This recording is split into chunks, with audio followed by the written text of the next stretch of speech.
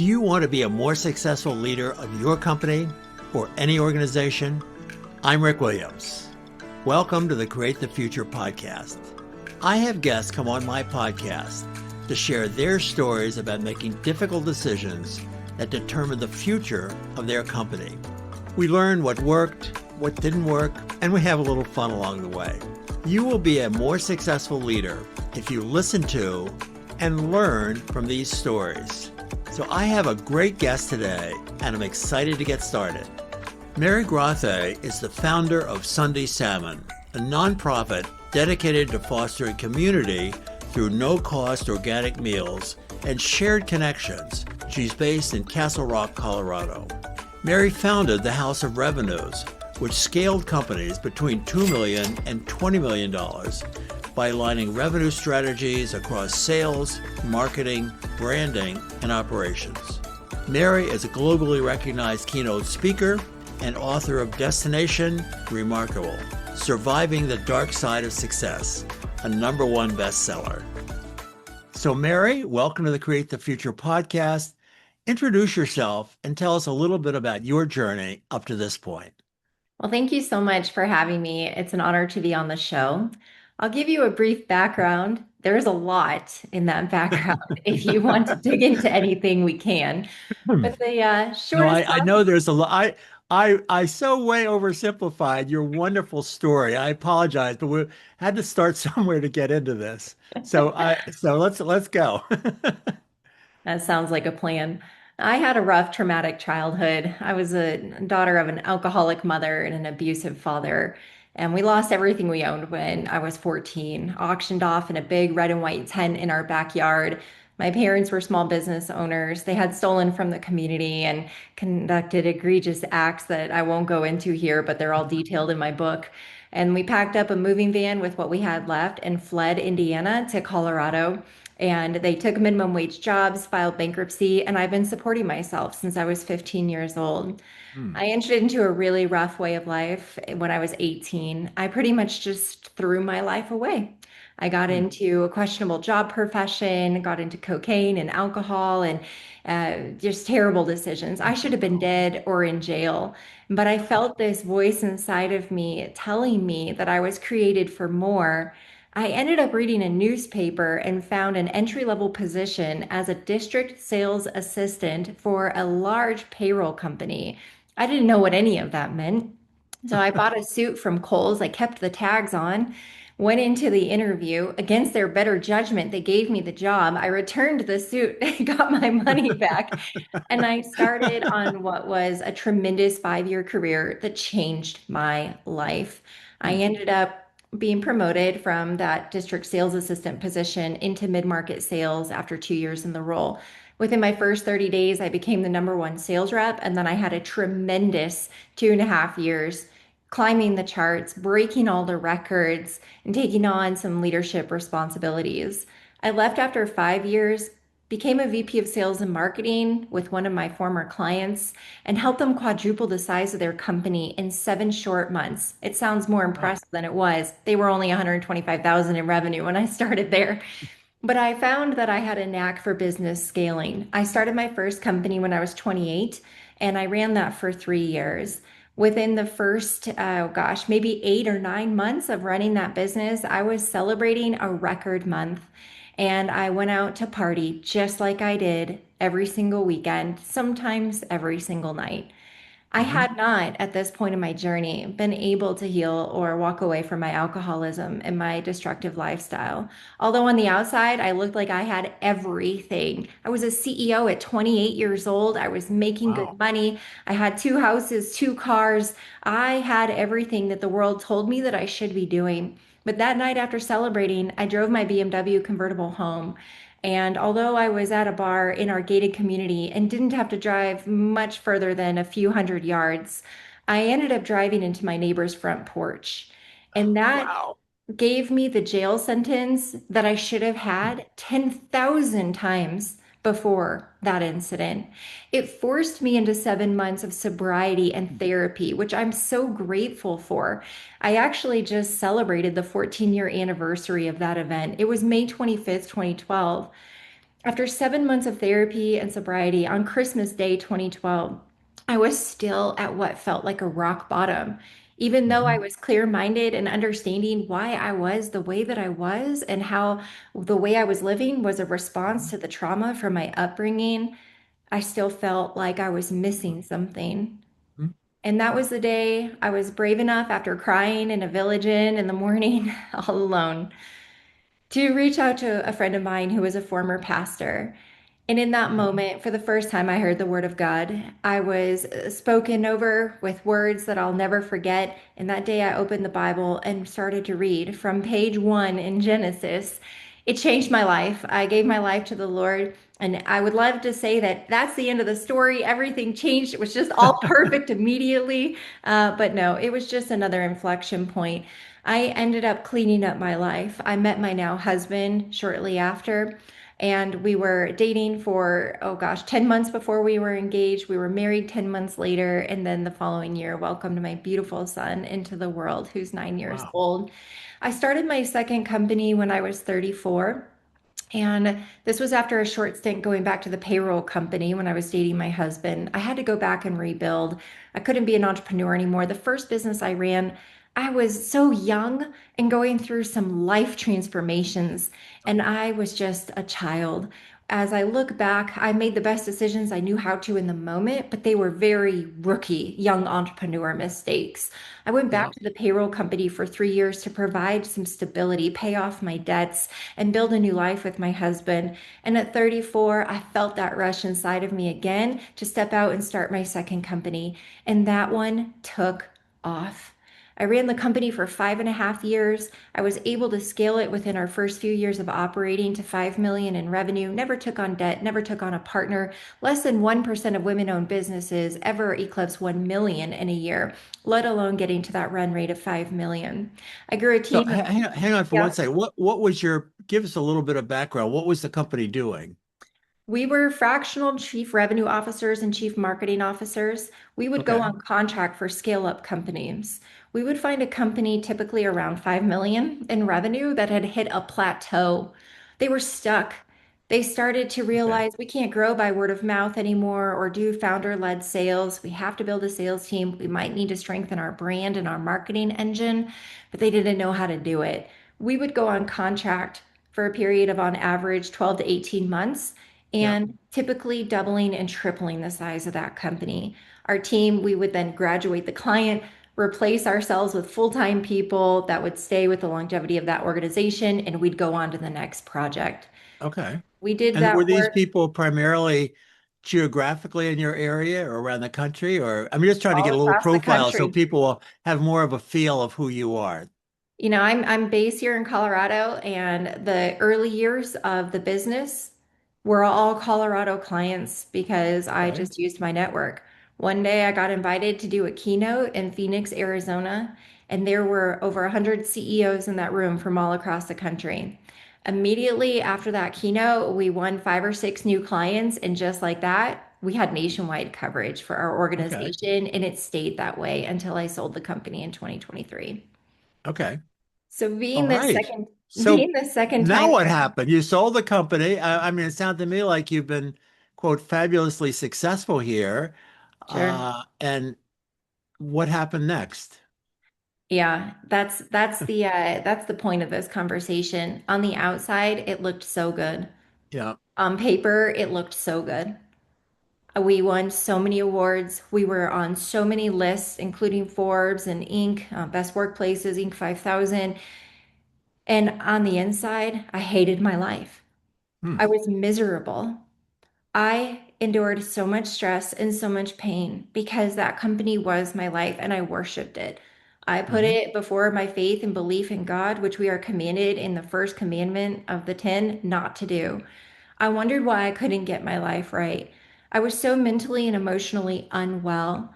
I was so thin, barely eating, my hair was falling out, and I would cry out to God every night when I went to bed, begging for a different life. And on many nights would pray to not wake up in the morning, that He give my Hmm. life Oh, to wow. someone else.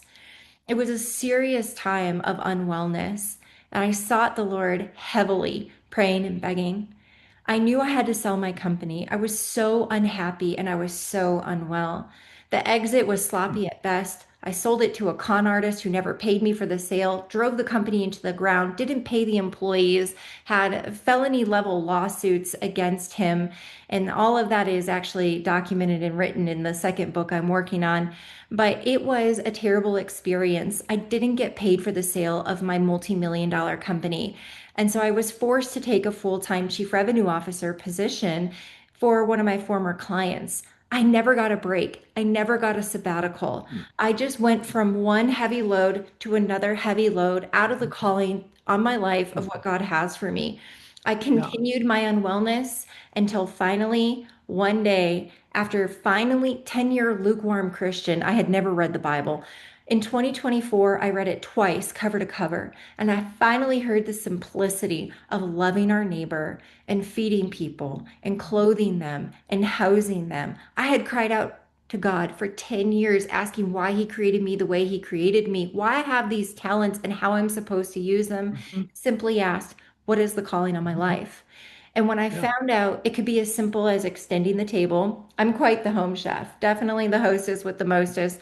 I had been cooking every Sunday night, a Sunday dinner with chicken, salmon, steak, and veggies, and rice, and dessert. And I had done that in my home for 10 years. And I just felt the Lord telling me to extend the table. That was it. I opened up a nonprofit community restaurant called Sunday Salmon. It was made possible by jumping off the cliff. I left my corporate job. I sold my Porsche. I sold everything that I owned of value. It was the biggest act of obedience and freedom I have ever experienced. And I took that money and I opened up a nonprofit community restaurant with a commitment to high quality, organic, gluten free, seed oil free, very allergen friendly premium meal and to never charge a cent so that everybody could come have a large Sunday night family dinner, people from all walks of life. We have over 3,000 neighbors in my town, a very affluent town, who are hidden, who are living below the poverty line. We don't even have public transportation in our town, let alone resources for these people to live a life that you and I take for granted every single day. Yep. Upon opening the restaurant, we had a tremendous year last year. We served just under 20,000 meals. We acquired a mobile food trailer. We started going mobile and serving people. We took on a school lunch contract and did school lunches for a local school at two of their campuses last school year. We are serving our income restricted seniors. We're serving our veterans. We're serving adults with disabilities. We took our program now, as of yesterday, we just launched our Wednesday Wheels no cost meal delivery program. And so, thank God, literally, thank God, I was able to be released from the life that I had built and be able to walk into this life and become who I could have been, something that I Hmm. had begged and prayed for, but didn't know where it was. But now I get to take these corporate talents I have and lead a nonprofit, which is unique because a lot of nonprofits don't have a leader with those skills. And we've built an unbelievable team. The second version of the team is great. The first version of the team was a little bit of a challenge, but here we are, and I'm so grateful. Oh, that's wonderful. A wonderful story. And I certainly want to explore parts of this with you further. I mean, there are so many parts of it that we could spend a lot of time on. Just give us a little bit about where you hope all of this will go eventually, or what are your plans for yourself, plans for the nonprofit? Give us a little bit of a vision statement here. I want to go where we're meant to be. Hmm. And that is very different from how I used to set goals, cast visions. When I ran my former company, I had numbers, I had targets, I had goals, I had business plans, I had a pathway to get there. Hmm. And we hit every number, but it was always at my expense of my well being, my team members' well being, many cutthroat seasons, full throttle, burnout. We hit every goal. But I don't want Hmm. to do that anymore. Yeah. With Sunday Salmon, I have no vision that is of my own for where it's going to go. What I've committed to is a walk of obedience. I show up every day. I listen to the needs of our diners, the needs of our volunteers and our staff. I research what's going on that's impacting the need in our town, and I take it every single day. And I Hmm. allow the vision to unfold as we've done it. This year, We'll be on pace. Well, we are on pace to do over 30,000 meals, 150% of what we did last year. But I actually think as we go into fall, because our school lunch contract is quadrupling in size, and also with this launch of our Wednesday Wheels meal delivery program, we have an opportunity to potentially double what we did last year. It's going to take an extreme response from our community for fundraising. It's going to take an extreme investment in grant writing and also a call out to our volunteers to make it Mhm. happen. But I refuse to do this at the expense of anyone's well being. I came out of such a dark, scary season where my well being was not prioritized and the well being of the people that I led. And I Mhm. refuse to do it. So it's maybe not the typical business leader answer, but I have Oh, set no goals except to show up and walk in obedience and listen to those around us and making sure that the only way we're operating is in listening to what the need truly is in our town and doing the best that we can to respond to it. you, if I have the phrasing wrong, you please correct me, but you speak of two words, two concepts. One is obedience and the other is freedom. Mhm. I mean, for yourself. How do you think about those two together? All I ever wanted was freedom. I grew up in Mhm. literal hell. All I ever wanted was freedom, was to Mhm. escape, was to not be met with abuse every single minute of every single day. I was Mhm. never free. I was in jail. I was a survivalist. And then I created my own jail through my corporate work. When I was free from that abuse, I created my own jail to have the chains and the handcuffs and the weight of this perception that I had to succeed, succeed, succeed, perform, perform, perform, that it was Mhm. never good enough. And along the way, I accumulated things, lots of things, including this beautiful house that I'm sitting in right now, and all the other things that I thought were important to me. When I began to walk in obedience, when I read in the Bible that it said to sell everything and follow me, to leave it all and follow me, and when I acted in obedience and I did just that, that was the first time in my entire life that I ever experienced true freedom. I quit my job. I'm the breadwinner for my family. And Mhm. I married a wonderful, loving blue collar man that is never going to be in the provider seat, especially for the way that our lifestyle was. That was on me and my shoulders. Releasing myself from that seat and not carrying that weight. Every day, I was not sitting down in front of my laptop in back to back Zoom meetings.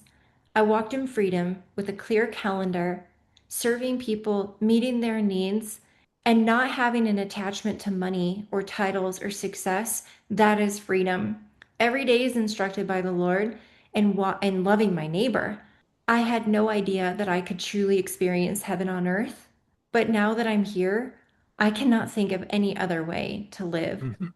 Freedom is found in obedience. God loves us, and what He has for us is pure and it's beautiful, but we have to die. We have to die to ourselves and our agendas in order to walk in the freedom that He has. So you see obedience, meaning obedience to the word of giving and serving Yes. as freedom, as opposed to, gee, I'm somehow inadequate, and the only way I'm going to become adequate is by having more things, houses, cars, clothes, whatever. Is that how I'm interpreting it? You're interpreting it exactly right. I would refer to it as the world's playbook, even disguised as the American dream. I think it's Mhm. false. I did it and it was imprisonment and there was no freedom in it. And I have Mhm. found freedom now in being in service to others. Well, I talk about and have written a lot about your responsibilities as a leader of your organization. And if you're in a position of leadership, and I don't care whether it's a nonprofit or whether it's a multi-billion dollar company, you have a responsibility to your employees, to the mission of the organization, to the shareholders, your board of directors, your leadership team. You have an obligation to act as a leader on behalf of the organization and where it's trying to go, its mission, its values, etc. completely separate from that are your responsibilities to yourself as an individual, to yourself, your families, your kids. And too often, people confuse the two of them. They think, well, my life is really centered around this company that I founded or that I'm now the CEO of. And everything that I do has to be an expression of that, and what I do in my family is completely secondary to it. Or if I am trying to create wealth for myself personally in my family, I'm going to make decisions in my role as the leader who are going to benefit me personally. And I argue that that is completely wrong, that you have to think about yourself as an individual, as completely separately from your role and responsibilities as a leader of your organization. I mean, a simple, very simple example of this is that people who are very successful leading, a startup, we here in the Boston area, greater Boston area, have a lot of wonderful, innovative companies who are led by people who are really good at that early stage creation of a company, but are terrible at the next stage of a company's growth, growing it to, through a growth cycle. They don't like the encumbrance of having to build organization and structure and Mhm. performance measurements and all that sort of stuff. And it's okay to say, I got the company this far, but I'm really not the right person to take it through the next stage. It's separating who you are from your job and responsibilities for the company and where it is at that moment. And what you're talking about is, I'm using completely different language, but it's really the same thing. It's saying, what do I want for my life? What does Mary want for her life that's Mhm. important to her? And is that going to be part of this company and where it's going? And you have said, no, I want you, Mary, want to live a life where you can be obedient and have freedom in your language that's completely separate from where one of your company, the company you founded were going. I think they're basically the same idea with a different language. I know, how do you react to that? And how I'm sort of, I'm not quite corporate speak, but I'm speaking about the language that I write about and talk about for how your responsibilities as a leader, separating your responsibilities to the organization from your responsibilities for yourself and your family. Yeah, it was a mess when I felt like I was doing it the right way. Hmm. I have written business books. I have been, this is my third time in the founder CEO seat, two times as a chief revenue officer. I have led and scaled multiple companies and teams. I've read every business book out there, it feels like. I haven't really read all of them, but I've read a lot of the classics. And I felt like I followed the leadership principles. I felt like I followed ethical business practices. Hmm. I felt that I had my vision casting and the goals and all the metrics, like you said, performance management. And I was passionate about all of those things. And I was well studied and educated. I was a part of CEO groups and would attend business learning sessions to ensure that I'm learning from best practices and can implement it in my company right now. But I don't think that any best practice is going to cure when I'm out of alignment of the life that I was called to do. Hmm. And I don't think that anything that I had implemented could have saved me from the mental and emotional unwellness that I was experiencing. I truly believe that God's perfect plan for my life was to allow me to be the stubborn person that I am, go through those motions, exhaust the world's playbook. I used to make $1 million a year. I had nice things. My business was running at a run rate of 5 million a year. We had 25% EBITDA. I ran a good company. We had great results. We Hmm. worked hard. I made money and I hated my life. I gave my whole self to that organization at the expense of raising my son and being a wife to the man that I prayed for. They Hmm. didn't deserve that. But in some ways, I'm a stubborn monster. I'm so type A, high urgency, and it was important for me to perform and to overachieve, and I could never flip the switch off. And we were so good at it, it was addicting. And I just wanted more and more and more. I look at the leadership principles. My team, when team members would leave, it happens, right? They'd go on to do something different. They would all tell me this was the best chapter of my life. Working for you and working for this company was absolutely the highest point.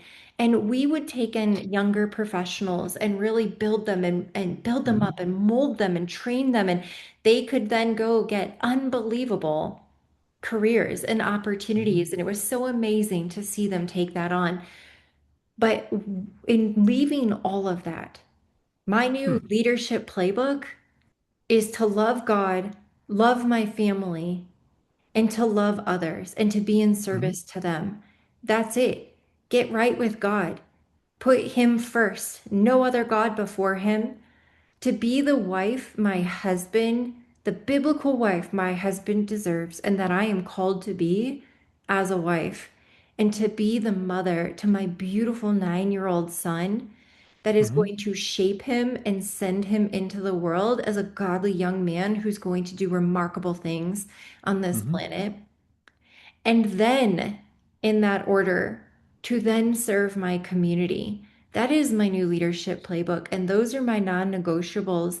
And as I lead my team at Sunday Salmon, I am bringing in a new essence of a leader that I wasn't before. I'm not Hmm. high urgency, cutthroat, get it all done at all costs. We have to hit this number. We were so focused on performing for our clients in my old company, they paid a lot of money to work with us. Now, nobody pays anything. They don't pay for a meal. We get to love them and delight them through Hmm. organic, premium, delicious, high-end meals and watch them be in disbelief that they get to receive this as a gift. And then Yeah. we provide the community around them in that experience. So it's just so different with the two, but that's my new leadership playbook. Well, I guess I'm giving you, first of all, I think it's a wonderful story. And I say wonderful, not meaning to say, oh, wow, you've had a wonderful life, but more a wonderful story about learning and growing for yourself and getting control of your life so that it becomes one that's meaningful and valuable for you. At least that's what I hope I'm saying. And I'm giving you some links to not a different way, but a different way of talking about part of what you're saying by, you might check out what I've said. You are not the company, and that concept is something that you might reference in the future. So I'm going to give you another one, and that is that I've written quite a lot about, and that is give before asking. As successful leadership rests on giving.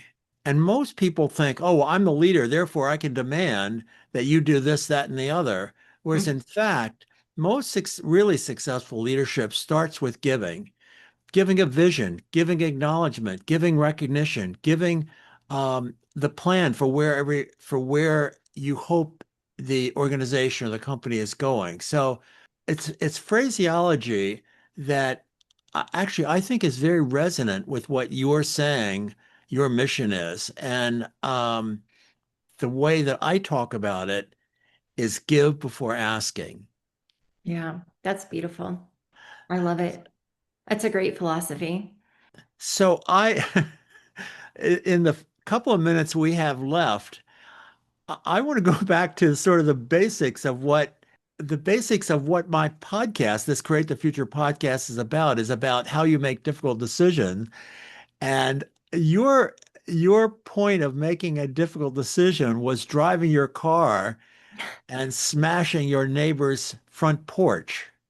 Yeah. That's not how we usually think about, oh, gee, that was part of my decision-making process. How did you kind of what was the process? I don't mean, don't hear this as a big word, but I mean, did you say, I need to go sit in my church and think about this? Did you get counseling? Did you talk to I mean, what did you go through as your process for help making decisions that changed how you were living your life? Specific to the car accident? Well, I'm using that as sort of Oh, okay. not you don't have to get talk about the car accident specifically, but you decided to sell your company. You decided to stop drinking and get therapy. You decided to quit your job. And what have you found is most useful?